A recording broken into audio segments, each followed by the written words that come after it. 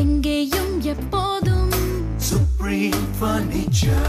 Meenakshi Institute of Engineering and Technology, Tandalam, Chennai, BTech, CSE, AI&ML, AI&DS, Cyber Security, IT and ECE. Chennai Silks and Aha Oho Adi Sale 50% வரை தள்ளுபடி. எவ்வளோ பிரச்சனை இருக்குது. அஜித்குமாரோடைய lockup death, அந்த custodial death இருக்குது. இதை தாண்டி நிறைய பிரச்சனை இருக்குது. இப்போ வந்து நீங்கள் வந்து அறநிலைத்துறை எடுத்துகிட்டு நீங்களும் வந்து ஏன் பிஜேபி சொல்கிறதா நீங்களும் சொல்லிட்டு இருக்கீங்க? ஏன் உங்கள் ஆட்சி காலத்தில் அறநிலைத்துறை இருந்தது இல்லையா? பிஜேபி தலைவர் இன்றைக்கி வந்து முன்னாள் தலைவர் தமிழிசை சவுந்தரராஜன் சொல்கிறாங்க, நீங்கள் வந்து வக்பு போர்ட்லேருந்து எடுத்து காலேஜ் கட்டுறீங்களா, இல்லை கிறிஸ்டியானிட்டி மிஷனரிலேருந்து எடுத்து ஏதாச்சும் அவங்க பணத்தை எடுத்து நீங்கள் கூட்டணியில் இருக்கவங்க தான் கேட்குறாங்க. HRNC பணத்துல வந்து முறைகேடு நடக்குது இந்த மாதிரி ஆரம்பிச்சு உங்ககிட்ட ஆதாரம் இருக்கா மேம்? இல்ல உங்ககிட்ட அதிமுக கிட்ட டேட்டாஸ் இருக்கா? பாஜக ஆளும் மாநிலங்களிலே அவங்க வந்து அறநிலைத்துறையை அவங்க எடுக்கல, இங்கேயும் எடுக்க மாட்டாங்க. அதுக்கு ஐயா எடப்பாடியார் அவர்கள் அதுக்கு ஒத்துக்கொள்ள மாட்டாங்க. ஒருவேளை கூட்டணி ஆட்சி அமைந்தா அறநிலைத்துறை வந்து அமைச்சரா வந்து பிஜேபிக்கு அதுக்கு சான்ஸ் கொடுப்பீங்களா? பிஜேபி எம்எல்ஏ அதிமுக பிஜேபி கூட்டணி வந்து ஸ்ட்ராங்கா, எந்த கருத்து வேறுபாடும் இல்லாம, எந்த கருத்து முரண்பாடுகள் இல்லாம ஒற்றுமையா இருக்கீங்க. கண்டிப்பா நாங்க இப்ப ஒற்றுமையா இருக்கோம். we are going because Anwar Raja சொல்லிருக்காரு மேம், பிஜேபி வந்து வேறு ஒன்றே முடியாது, தமிழ்நாட்டுல வேறு ஒன்றே முடியாது. அந்த குடும்பத்துல யாராவது ஒருத்தர் ஜெயிலுக்கு போறாங்களா இல்லையான்னு மட்டும் பாருங்க. மினிஸ்டர்ஸும் அங்க ஜெயிலுக்கு போறாங்களா இல்லையான்னு மட்டும் பாருங்க. அது விரைவில் வரும். அப்போ திருப்பியும் டெல்லியில பேசிருக்கீங்களா?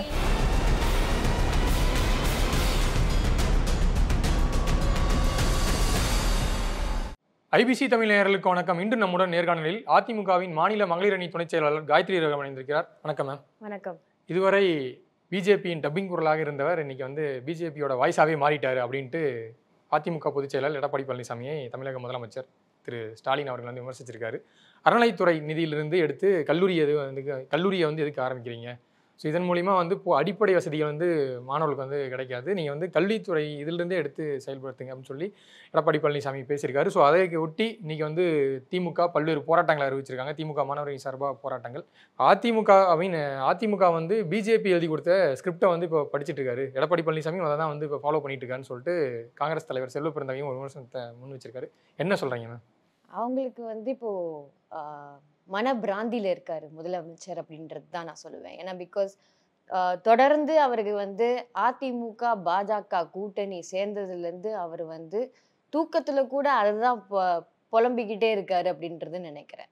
பகல் கனவும் அதுதான், தூக்கத்துலேயும் அதுதான். ஸோ அதனால வந்து எங்கே போனாலும் அவர் அதிமுக பாஜக கூட்டணி சேர்ந்துருச்சுன்னு சொல்லி புலம்பிக்கிட்டு தான் இருக்காரே தவிர அவர் வந்து ஆக்கப்பூர்வமான ஒரு விஷயத்தை எடுத்து பேசுறாரானா கிடையாது அப்படின்றது தான் நான் சொல்ல முடியும். இப்போ எடுத்துக்கிறது ஆக்கப்பூர்வமான விஷயம் என்ன ஆக்கப்பூர்வம் அவர் எடுத்திருக்காரு? ஐயா எடப்பாடியார் அவர்கள் எடுத்தது ஆக்கப்பூர்வமான விஷயம் தான். அதுதான் ஆக்கப்பூர்வமான ஒரு விஷயம். ஏன் நீங்க வந்து நிதியை வேற விதமா நீங்க பயன்படுத்திக்கிறீங்க அப்படின்றது தான் கேக்குறாங்க. இல்ல இப்போ டாஸ்மாக் நிதி எங்க போகுது? வெள்ளை அறிக்கை கொடுக்கறது கிடையாது. இன்னைக்கு வந்து இப்போ சமீப காலத்துல கூட வந்து இப்போ திருச்செந்தூர் கோவில்ல வந்து நீங்க வந்து ஒரு கும்பாபிஷேகம் பண்ணியிருக்கீங்க. அந்த இடத்துல 400 கோடி நீங்க செலவாயிருக்குன்னு சொல்றீங்க. அதுக்கான வெள்ளை அறிக்கை கூட நீங்க கொடுத்தது கிடையாது. ஸோ அது கோவில் சம்மந்தப்பட்டமா நான் மட்டும் பேசுறேன்னு மட்டும் நீங்க நினைக்காதீங்க. எது எடுத்தாலுமே அவங்களுக்கு வந்து ஒரு டாஸ்மாக் நிதி எங்க போகுது? கடன் எதுக்கு வந்து 1 லட்சம் கோடி இப்போ வந்து 2025 ஆண்டு காலகட்டத்திலேருந்து 26 வரைக்கும் திருப்பியும் வந்து ஒரு லட்சம் கோடி வந்து நீங்கள் திருப்பி கடன் வாங்கியிருக்கீங்க. அப்போ டாஸ்மாக் நிதி எங்கே போகுது? கடன் வாங்கின நிதி எங்கே போகுது? இதுக்கெல்லாம் பதில் சொல்றதுக்கு அவருக்கு வந்து அது பதில் இல்லாமல் அதிமுக வந்து பாஜகவோட ஊதுங்குழலா இருக்கு அப்படின்னு சொல்றது வந்து நீங்க என்ன அர்த்தம் இருக்குன்றது எனக்கு புரியவே இல்லை. திமுக வந்து தான் வந்து அறநிலைத்துறையிலிருந்து கல்லூரிகள் இதெல்லாம் ஆரம்பிக்காங்க. இது வந்து நீங்க ஆரம்பிக்கலாம், ஓகேங்களா? ஆரம்பிக்கலாம். அந்த பள்ளிகள் இதெல்லாம் வந்து ஹிஸ்டரியில வந்து இருக்கு. அவங்க வந்து அது முறைப்படி நடந்திருக்கு. முறைப்படி அந்த கோவில்ல ஒரு ட்ரஸ்டி வச்சு இவ்வளோ பேசுறாரு சேகர் பாபு அவர்களும் சரி, முதல்வர் அவர்களும். இது ஏன் கோர்ட்ல வாதாட முடியல? இன்னைக்கு இந்த விஷயம் கோர்ட்ல இருக்கு. ஸ்டே வாங்கி இருக்காங்க, அது கட்டக்கூடாதுன்னு சொல்லியிருக்காங்க. ஏன்னா ட்ரஸ்டி அவங்க போடல. நீங்க இந்த கோவில்லாம் எப்போ எந்த காலகட்டத்துல கட்டினது? ராஜராஜ சோழன் டைம்ல அந்த அரசு மன்னராட்சி இருக்கும்போது அது அவங்க கட்டின கோவில்கள். அதெல்லாம் அதுக்குன்னு ஒரு சிஸ்டம் அவங்க வந்து கிரியேட் பண்ணி கொடுத்துருக்காங்க. ஒரு காலகட்டத்துல வந்து ராஜராஜ சோழன் இந்த மாதிரி இந்தியாவுக்கு இந்த இந்தியான்னு ஒண்ணு அமையும், இந்தியால வந்து இந்த மாதிரி ஒரு அரசாங்கம் கவர்மெண்ட் அரசாங்கம் சார்ந்து வரும் அப்படின்றது அவங்களுக்கு வந்து அதெல்லாம் நோக்கி அவங்க பிளான் பண்ணல. அதுக்கெல்லாம் முன்னாடியே அவங்களோட அரசு சார்ந்து அவங்க வந்து மன்னரோட அரசோட அவங்க சிஸ்டம் போட்டு கொடுத்த ஒரு விஷயம் தான் இன்னைக்கு அது இன்னி வரைக்கும் பின்பற்றி வந்துட்டு இருக்கோம் அப்படின்றத நான் சொல்லுவேன். கரெக்டா இல்லையா? இன்னைக்கு வந்து யார் இப்போ வந்து பக்தவத்சலம் அவர்கள் முன்னாள் சிஎம் வந்து அதை எடுத்து பண்ணாங்க அப்படின்னு சொல்லிட்டு எடுத்து பண்றதுக்கு அவங்களுக்கு பண்ணுவாங்கன்றது அவருக்கு வந்து அப்போ இருந்த டைமிங்ல அவங்களுக்கு தெரியாது.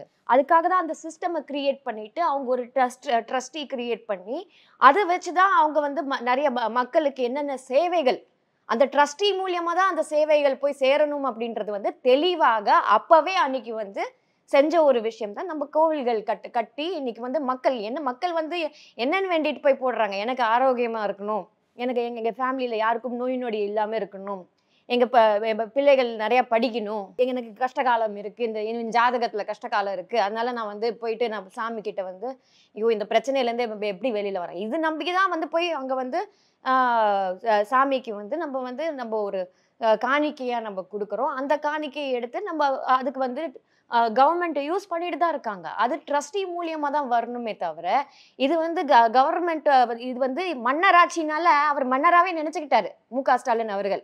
அவர் என்ன நினைக்கிறாருன்னா நேரா போயிட்டு நம்ம வந்து அந்த கஜானால இருந்து காசு எடுக்கலாம், நம்ம உண்டில் பணத்துல இருந்து காசு எடுத்துட்டு நம்ம என்ன வேணா செய்யலாம். இன்னைக்கு நீங்க கோவில் கட்டுறீங்க, கோவில் பணத்துல இருந்து நீங்க வந்து உண்டில் பணத்துல இருந்து நீங்க வந்து காலேஜ் கட்டணும், ஸ்கூல் கட்டணும், நீங்க வந்து இஷ்டத்துக்கு நீங்க வந்து HRNC மூலமா நீங்க எடுத்து பண்ணணும் அப்படின்னு நினைக்கும் போது அது தவறு. ஓகேங்களா? இந்த ட்ரஸ்டி மூலியமா தான் செய்யணும், அதுதான் கோர்ட்டும் சொல்லுது. ட்ரஸ்டி மூலியமான மேம் இப்போ நிறைய கோயில்கள் வந்து இங்கே அறங்காவலர் நியமிக்கப்படலன்னு சொல்லி ஒரு புகார் இருக்கு. அதை தாண்டி இப்போ வந்து நியமிக்கணும், அதுதான் நியமிக்கணும், அது நியமிச்சதுக்கு அப்புறம் தான் நீங்க போடணும். இல்ல அதான் இப்போ பழனி கோயில்லாம் பாத்தீங்கன்னா பழனி ஆண்டவர் கோயில் இருக்கு. ஸோ இதுல வந்து HRNCயோட ஜாயின்ட் கமிஷனர் வந்து ஒரு பொறுப்பில் இருக்காரு. அதே போல கோயிலோட EO வந்து ஒரு கரஸ்பாண்டன்ட் அந்த ரேஞ்சில் வச்சு இப்போ மாணவர்கள் படிக்கிறாங்க. அதுதான் நான் சொல்றேன். அவர் வந்து என்ன கேட்கிற கரெக்டான கேள்வி கேட்டார். உங்களுக்கு வந்து பேனா அப்பாக்காக பேனா வைக்கிறதுக்கு உங்களுக்கு நிதி இருக்கு, அப்பாக்கு சிலை துறைக்கிறதுக்கு அப்பா பேர்ல சிலை துறக்கிறதுக்கு நீங்க திருவாரூர் அந்த ஊரு பெரியார் சிலையெல்லாம் மிஞ்சிட்டு இன்னைக்கு வந்து கலைஞர் சிலைகளை திறந்துகிட்டு இருக்காங்க.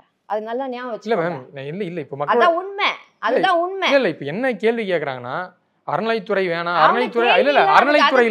அறநிலைத்துறையில இவ்வளவு விஷயங்கள் நடக்குது, அறநிலைத்துறையே வேணான்னு சொல்றலாம் வந்து பிஜேபி, RSS, சங் பரிவார்கள் பண்றது. எடப்பாடி பழனிசாமி அவர்கள் தமிழ்நாட்டில் பேசுறதுக்கு எவ்வளவோ பிரச்சனை இருக்கு. அஜித்குமாருடைய லாக்அப் டெத், அந்த கஸ்டோடியல் டெத் இருக்கு, இதை தாண்டி நிறைய பிரச்சனை இருக்கு. இப்போ வந்து நீங்க வந்து அறநிலைத்துறை எடுத்துட்டு நீங்களும் வந்து ஏன் பிஜேபி சொல்றதா நீங்களும் சொல்லிட்டு இருக்கீங்க? ஏன் உங்க ஆட்சி காலத்துல அறநிலைத்துறை இருந்தது இல்லையா? அறநிலைத்துறை சொன்னாங்க, நாங்க தான் சொன்னோம். பிஜேபி எங்க சொன்னாங்க? இல்ல அறநிலைத்துறையே வேணாம், கோயில் கட்டுப்பாடு வந்து அறநிலைத்துறை வேண்டாம்னு சொல்லி ஐயா எடப்பாடியார் அவர்கள் சொன்னாரா? இல்லையே. அவர் என்ன சொன்னாரு? நீங்க வந்து கரெக்டா இந்த சிஸ்டம் நீங்க வந்து தவறாக தான் பயன்படுத்திக்கிறீங்களே தவிர நீங்க வந்து பள்ளிகள் கட்டக்கூடாதுன்னு சொல்லி அவர் பள்ளிகள் கண்ணு மாதிரி சொல்லியிருக்காரு. இல்ல மொதவாட்டி அவர் பேசும்போது என்ன சொன்னாருன்னா அறநிலைத்துறை காசு தான் வந்து உங்க கண்ணை ஊர்த்துது, அதுல இருந்தா வந்து இந்த மாதிரி காலேஜ் இதெல்லாம் பண்ணிட்டு இருக்கீங்க, வந்து உங்க நிதியை எடுத்து பண்ணுங்க அப்படின்னாரு. ரெண்டாவது நாள் பேசும்போது அப்படியே மாத்தி பேசுறாரு. அதாவது நான் கல்லூரியே வேணாம்னு சொல்லல, காலேஜே கட்டக்கூடாதுன்னு சொல்லல. அவர் அப்படிதான் சொன்னாரு. கல்லூரியும் சரி பள்ளியும் சரி படிப்பு என்பது நம்ம கண்ணு மாதிரின்னு சொல்லிட்டு சொன்னாரு. அது ஃபர்ஸ்ட் அன்னைக்கு நீங்க ஃபர்ஸ்ட் சர்ச்சை ஆக்குறதுக்கு இந்த நரேட்டிவ் கட்டுக்கதை, இந்த திமுக வந்து இந்த கட்டுக்கதையில தான் அவங்க வாழ்ந்துகிட்டு இருக்காங்க. ஓகேங்களா? அதை நம்பிதான் அவங்க இருக்காங்களே தவிர வேற எதுவும் இல்லை. அது கூட சொன்னது வந்து இது மக்கள் ஒரு சதியாக நினைக்கிறாங்க, மக்கள் தான் நினைக்கிறாங்கன்னு சொன்னாரு. அவர் நினைக்கிறான்னு சொல்லல, இது மக்களோட கேள்வியா தான் அவர் கேட்கிறாரு. பட் அவர் தானே சொல்றாரு, மக்களோட கேள்வி தானே கேட்கிறாரு. இந்த ஊர்ல வந்து என்ன இந்துக்கள் வாழலையான்னு? இந்துக்கள் இருக்காங்கல்ல. நம்ம வந்து முஸ்லிம்காக நம்ம தட்டி கேள்விகள் கேட்கும்போது வக்ஃப் போர்ட்ல வந்து நம்ம இது கொடுக்கல, கை கொடுக்கல. கரெக்டா? அனைத்து இந்திய அண்ணா திராவிட முன்னேற்ற கழகம் நாங்க வந்து அதுக்கு ஒத்து வர மாட்டோம் சொல்லிட்டு வந்து சொல்லியிருக்காங்க. அதுக்கும் நம்ம வந்து சப்போர்ட்டா போயிருக்கோம். இந்த கிறிஸ்டியன்ஸ்க்கும் நம்ம சப்போர்ட்டா போயிருக்கோம். இந்துக்கள் வந்து கேட்கிற கேள்விக்கு நம்ம கேட்க கூடாதுன்னு என்ன அர்த்தங்க? அது தப்பா இருக்கு. இல்ல நீங்க சொல்றீங்க சிறுபான்மையினருக்கு நான் சப்போர்ட்டா இருக்கேன். அப்படியே பிஜேபி தலைவர் இன்னைக்கு வந்து முன்னாள் தலைவர் தமிழிசை சவுந்தரராஜன் சொல்றாங்க, நீங்க வந்து வக்ஃப் போர்ட்ல இருந்து எடுத்து காலேஜ் கட்டுறீங்களா, இல்ல கிறிஸ்டியானிட்டி மிஷனரியில இருந்து எடுத்து அவங்க பணத்தை எடுத்து நீங்க முடியாதுங்க. எடுத்து அது மாதிரி கட்ட கூட்டணியில் முடியாது. இருக்கவங்க தான் கேட்குறாங்க. அது வந்து நீங்க வந்து ஒரு அந்த வக் போர்டில் இருக்கிறவங்க கேட்டு அந்த போர்டில் இருந்து இருக்கிறவங்க அது கொடுத்து நீங்க இந்த மாதிரி நீங்க பண்ணுங்கன்னு சொன்னாங்கன்னா தான் பண்ண முடியும். அதே மாதிரி அவங்களோட ட்ரஸ்ட்ல இருந்து இவங்க ட்ரஸ்ட்ல இருந்து அப்படி எடுக்க முடியாது. ஓகேங்களா? அதே மாதிரி தான் இந்து கோவில்ல இருந்தும் ஒரு ட்ரஸ்ட் மூலியமா தான் நீங்க எடுத்து பண்ண முடியுமா? அதுக்கு ஒரு அரங்காவலர் தேவை இருந்தாதான் அது நீங்க வந்து எடுத்து பண்ண முடியும். அப்ப இஷ்டத்துக்கு நீங்க இன்னைக்கு வந்து ஸ்கூல் கட்டுற, பள்ளி கட்டுற, நாளைக்கு பார் கட்ட மாட்டீங்க, என்ன நிச்சயம்? பிஜேபி சொல்ற கருத்துக்களோட நாங்க வந்து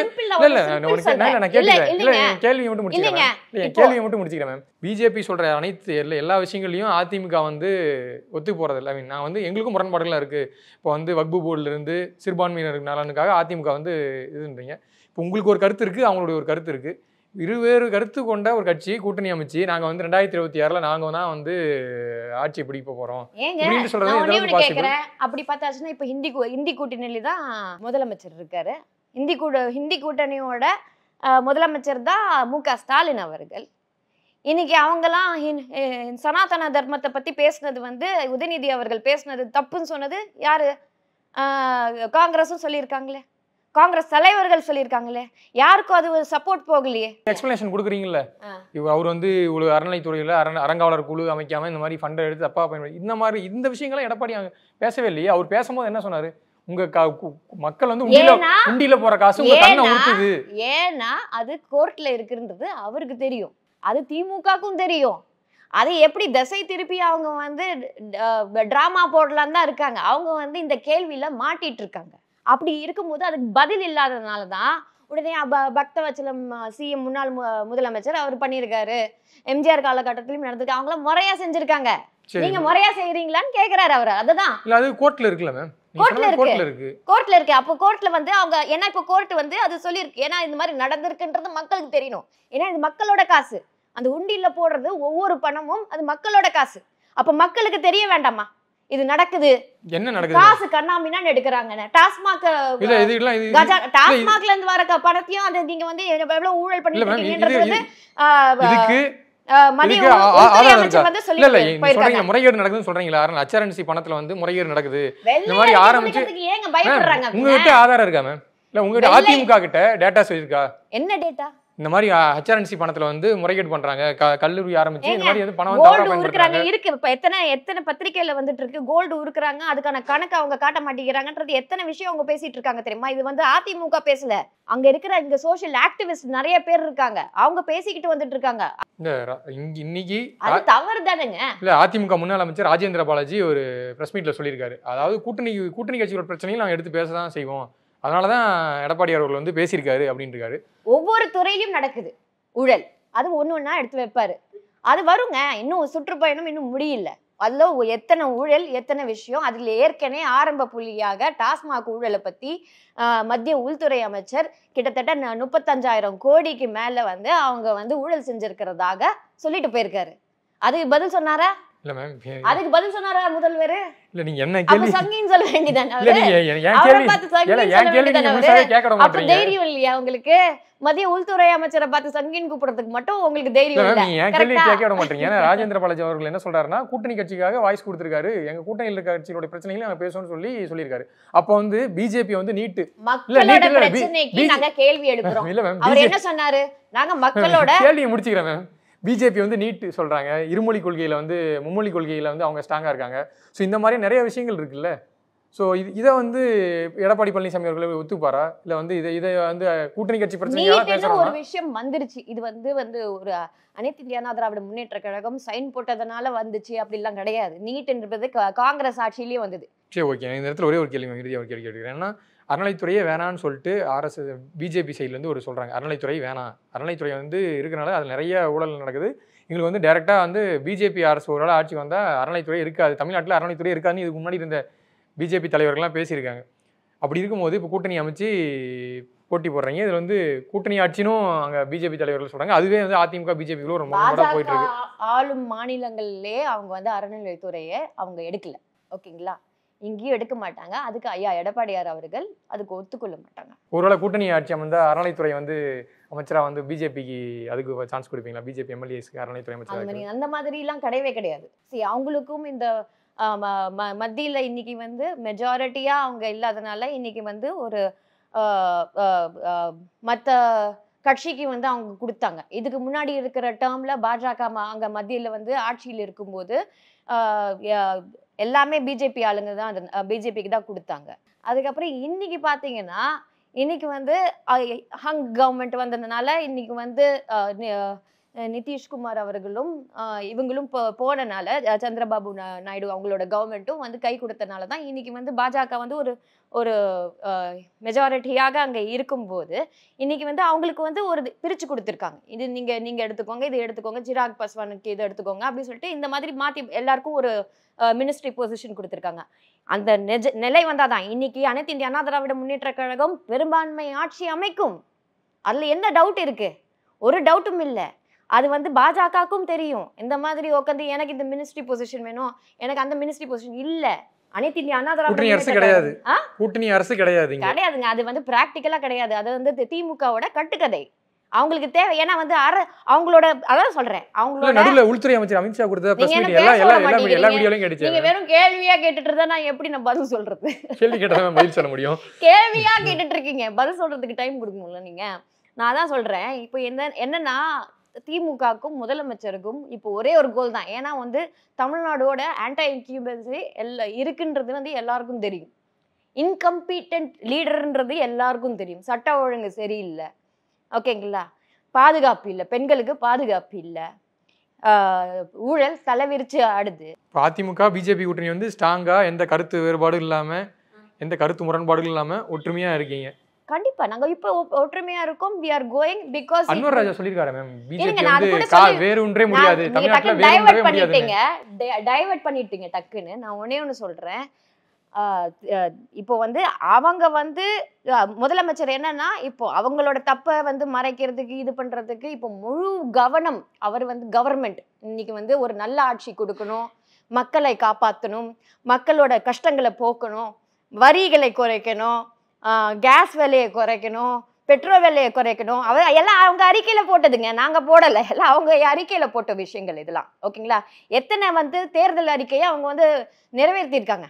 காலையில பஸ் ஓடுது, ஈவினிங் வந்து பஸ் வந்து புது பஸ் ஓட மாட்டேங்குது. அதே மாதிரி அங்க தண்ணி ஏதோ வைக்கிறாங்க, அதெல்லாமே ஊழல் தான். அன்வர் ராஜா அவர்கள் சொல்லியிருக்காரு, அதிமுகவை சேர்ந்த அன்வர் ராஜா, தமிழ்நாட்டில் பிஜேபி வேறொன்றே முடியாது அப்படின்ற ஒரு ஸ்டேட்மெண்ட் வந்து கொடுத்துருக்காரு. ஸோ நீங்கள் வந்து சொல்கிறீங்க நாங்கள் வந்து ஆரோக்கியமாக இருக்கோம் கூட்டணி அப்படின்ட்டு. ஆனால் இப்போ ஒரு கூட்டணி ஆரோக்கியமாக இருக்கும்னு தான் சொன்னோம். அதுக்காக பாஜக இங்கே வந்து எங்களுக்கு பதிலாக பாஜக தான் வந்து ஆளுநர்லாம் சொல்ல முடியாது. ஏன்னா கண்டிப்பாக வந்து அனைத்து இந்திய அண்ணா திராவிட முன்னேற்ற கழகம் தான் பெரும்பான்மையாக திருப்பி ஆட்சிக்கு வரும்னு சொல்கிறேன். அதில் யாராவது குழப்பத்தை உண்டாக்கணுன்றது பாஜகவில் சில தலைவர்ன்ற பேரில் மேனேஜராக இருக்கக்கூடிய சில பேர் இன்னைக்கு வந்து அதை சொல்லிட்டு சுத்திக்கிட்டு இருக்காரு. அது எப்படி கெடுக்கலான்றது வந்து அந்த கட்சிக்குள்ளேயே வந்து அப்படி வந்து இருக்காங்க.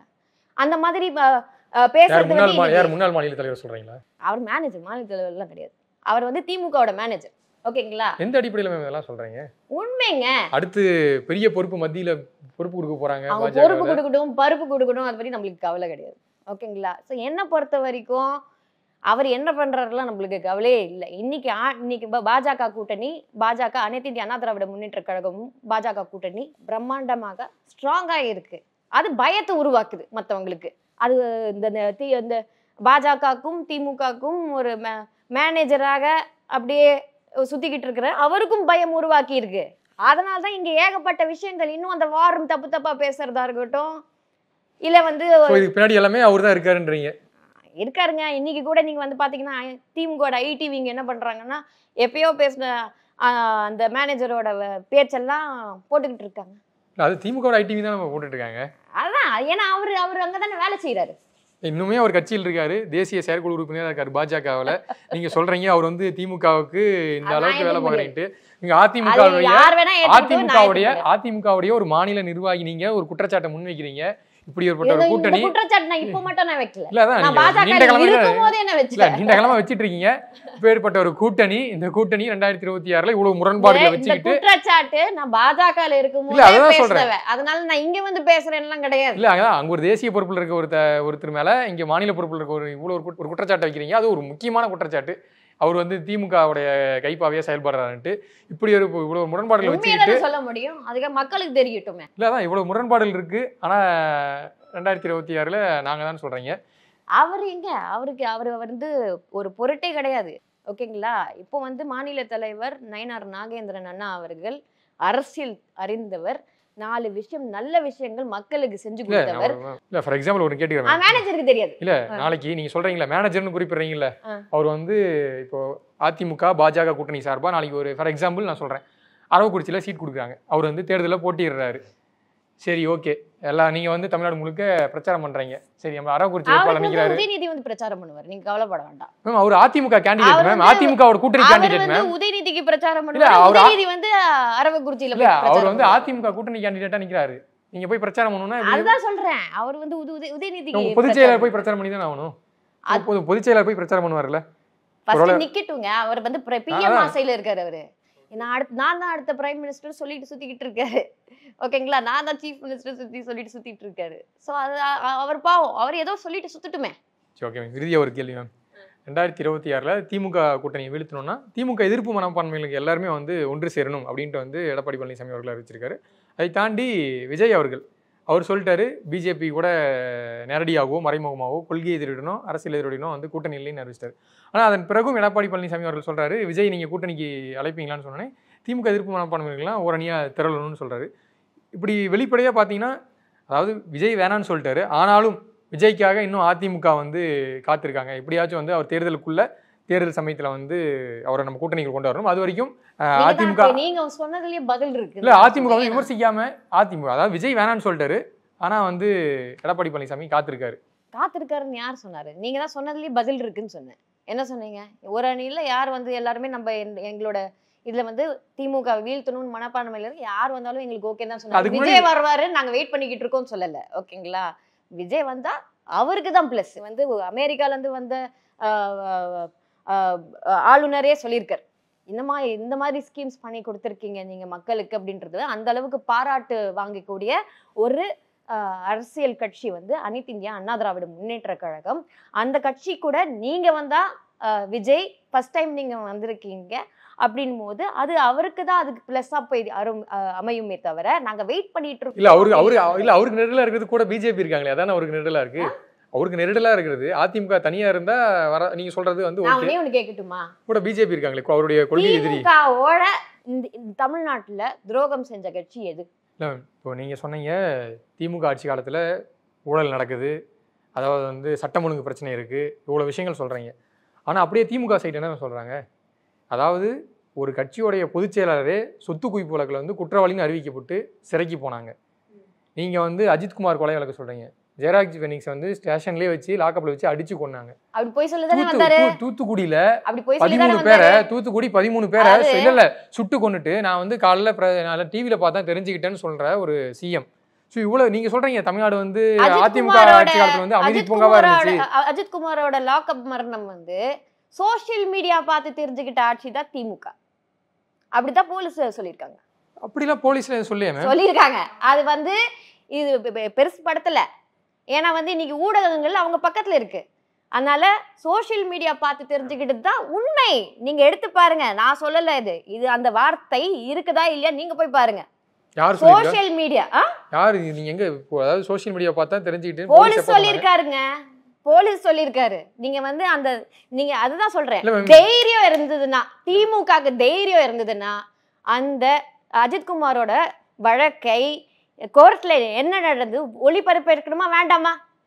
அது வந்து கோர்ட் லைவ் எங்க டிவில போட்டாங்களா? டிவில போட்டாங்களா நான் கேக்குறேன். என்னது மேம் இது? கோர்ட்டோட ஆர்குமெண்ட்ஸ் லைவ்ல நமக்கு எல்லாத்துக்கும் அவங்க இது மூலமா வந்துருச்சு, சோஷியல் மீடியால வந்துச்சு. நான் சொல்றேன், அவங்களோட ஊடகம் சன் டிவில போட்டு காமிச்சாங்களா? நீங்க வந்து A1 சொல்லிட்டு நீங்க வந்து புரட்சி தலைவி அம்மாவை எவ்வளவு அசிங்க ஒரு பெண்மணியை எவ்வளவு கேவலப்படுத்த முடியும்? நேரா பெட்ரூமுக்கு போயிட்டு விடுவீங்களா? உங்க வீட்டு பெண்மணி பெட்ரூம்ல நீங்க போயிட்டு நீங்க டைரக்டா கேமரா எடுக்க விடுவீங்களா நீங்க? நான் கேட்குறேன். ஆனால் இங்கே விட்டுருக்கீங்க, நீங்கள் எடுத்துட்டு நேராக சன் டிவி போய் நேராக அங்கே போய் கேமரா போட்டு எடுத்துட்டு இருக்காங்க. ஆனால் இன்னைக்கு A2வா ஒருத்தருங்க இருக்காங்களே, A2 தெரியாது அவங்களுக்கு யாருன்னு. A2 A1 ஆர் ஆசா, A2 கன்னிமொழி அவங்களுக்கு தெரியும். நீதிமன்றம் என்ன சொல்லிருக்கு பாருங்க. என்ன நீதிமன்றம் யார குற்றவாளி A1 A2 இருக்காங்களா இல்லையா? அது நீங்க A1 A2 இருக்கா இல்லையா? அரசியலுக்கு வேணா அது பயன்படுத்தலாம் மேம். நீங்க அரசியலுக்கு வேணா அப்படி விமர்சிக்கலாம். கோர்ட்ல யார் குற்றவாளின்னு அறிவிக்கப்பட்டா டெபோசிஷன் இது பண்ணிருக்காங்க. கலைக்கப்பட்டிருக்கு. புரட்சி தலைவி அம்மா வந்து நிரபராதின்னு கோர்ட் சொல்லியே. குற்றவாளி சொல்லல. குற்றவாளியும் சொல்லல. மைக்கேல் டி குங்க என்ன மேம் தீர்ப்பு எழுதினாரு? கிடையாது. நீங்க பாருங்க, நல்லா எடுத்து பாருங்க. அவங்க குற்றவாளின்றது கிடையாது. அது அப்படியே இது பண்ணிருக்காங்க. ஏன்னா அவங்க இறந்து போயிட்டாங்க. அவங்க இறந்துட்டாங்க. அதனால வந்து அந்த வழக்கு உயிரோட இருந்தாங்க, கண்டிப்பா வாதாடி இருப்பாங்க. மக்களோட பிரச்சனை என்னவோ அதை எடுத்து பேசுறாங்க. ட்ரஸ்ட்ல வந்து என்ன காசு எடுக்க, ட்ரஸ்டி வச்சுதான் நீங்க வந்து காசு எடுக்கலாம், கட்ட வேண்டாம்னு யாரும் சொல்லல. ஆனா உங்க கஜானாவை, நீங்க தமிழ்நாடோட கஜானாவை காலி பண்ணிருக்கீங்கன்னு தான் உண்மையே. அதை உண்மையை சொல்ல மாட்டேங்கிறீங்க வெளியில. ஏன்னா கடன் வாங்கியிருக்கீங்க நீங்க திருப்பி. அதிமுக ஆட்சி காலத்துல கடனே வாங்கினது இல்ல மேம். வாங்கியிருக்கு. கொரோனா காலகட்டத்துல மக்களோட கஷ்டம் வரும்போது வாங்கியிருக்கு. மக்களுக்கு ஊழியர்கள், அரசு ஊழியர்கள் அந்த டைம் சமயத்துல வந்து வேலை செஞ்சுட்டு இருக்கும்போது அந்த அவங்களுக்கு நம்ம வந்து கொடுக்கறதுக்காக இது இருக்கு. அதுக்கான ஃபுல் இது வந்து நாங்க டேட்டா நாங்க கொடுப்போம். ஏன் திமுக கொடுக்க சொல்லுங்க, வெள்ளை அறிக்கை கொடுக்க சொல்லுங்க. அதிமுக ஆட்சி காலத்துல வெள்ளை அறிக்கைலாம் கொடுத்துருக்கீங்களா மேம்? கொடுக்க சொல்றா கொடுப்பாங்க, கேட்க சொல்லுங்க. கேட்கலையே நீங்க, ஏன்னா கரெக்டா தானே இருந்திருக்கு. அப்போ கண்டிப்பா மேம். 2026 சட்டமன்ற தேர்தல் இன்னும் கரெக்டாக ஒரு 9 மாதங்கள் இருக்குது. நிறைய விஷயங்கள் பேசியிருக்கீங்க. கண்டிப்பாக தேர்தல் முடிவுகள் வரும்போது தான் இது எல்லாத்துக்கும் என்ன நீங்கள் சொன்ன குற்றச்சாட்டுகள் இல்லை மக்கள் அதை ஏற்றுட்டாங்களா ஏற்றுக்கலையா, கூடிய சீக்கிரத்தில் அந்த குடும்பத்தில் யாராவது ஒருத்தர் ஜெயிலுக்கு போகிறாங்களா இல்லையான்னு மட்டும் பாருங்க. மினிஸ்டர்ஸும் அங்கே ஜெயிலுக்கு போகிறாங்களா இல்லையான்னு மட்டும் பாருங்க. அது விரைவில் வரும். அப்போ திருப்பியும் டெல்லியில் பேசியிருக்கீங்க. அங்கே இங்கே வந்து அஜித்குமாருக்கு சாரி அப்படின்னு கேட்ட மாதிரி அங்கேயும் போய் சாரின்னு கேட்கறதுக்கு நம்ம ஸ்டாலின் சார் ரெடியா இருப்பார், அப்பா சார் ரெடியா இருப்பாரு அப்படின்றது தான் நான் சொல்றேன். இது உங்களுக்கு எக்ஸ்க்ளூசிவா தகவல் கிடைச்சிருக்காங்க. ஆமா, நீங்க பொறுத்திருந்து பார்க்கலாம். நேரம் ஒதுக்கி நிறைய தகவல் பகிர்ந்துட்டீங்க. நேரத்துக்கு ரொம்ப நன்றி மேம். தேங்க்யூ. எங்கேயும் எப்போதும் Supreme Furniture. Meenakshi Institute of Engineering and Technology, Tandalam, Chennai, BTech, CSE, AI&ML, AI&DS, Cyber Security, IT and ECE. Chennai Silks and ஆஹா ஓஹோ ஆடி சேல் 50% வரை தள்ளுபடி.